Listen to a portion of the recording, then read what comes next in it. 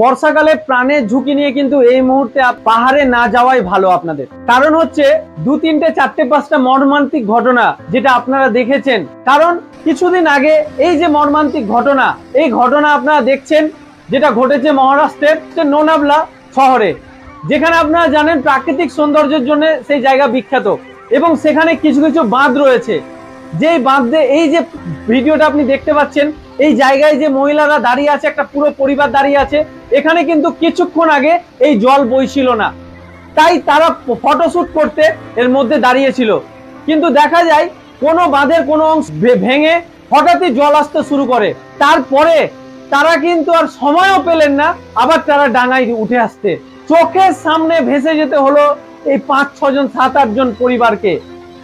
কেউ কোনো লোক, পার্শ্ববর্তী লোক প্রচেষ্টা করলেও কিন্তু তাদেরকে বাঁচাতে পারলো না। অতএব তাই আমি আজকেও আমরা দেখছি যে দার্জিলিং এবং যে আমাদের লামহাটার যে রাস্তাটা আছে, সেই রাস্তাটাও পুরো ধস নেমে ভেঙে বন্ধ হয়ে গেছে। দার্জিলিং শিলিগুড়ি গ্যাংটক যাওয়ার রাস্তা আবার কিন্তু তিস্তার জল কিন্তু উঠে গেছে আপনার মেন রাস্তায়। কিছুদিন আগেও কিন্তু তিস্তার নদীর ভয়াবহ রূপ নিয়েছিল এবং রাস্তা ভেঙে গেছিল। এবং গত বছরও মর্মান্তিক ঘটনায় কয়েকশো প্রাণ এবং বাড়িঘর কিন্তু আমাদের সিকিমে নষ্ট হয়েছে।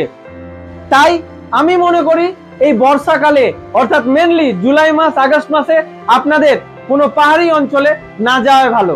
তার কারণ মনে রাখবেন, সব সময় প্রাণের ঝুঁকিতে পরিবারের কিন্তু সেফটির কথা আপনাকে 100 বার ভাবতে হবে। তাই কথাটা অবশ্যই ভেবে দেখবেন।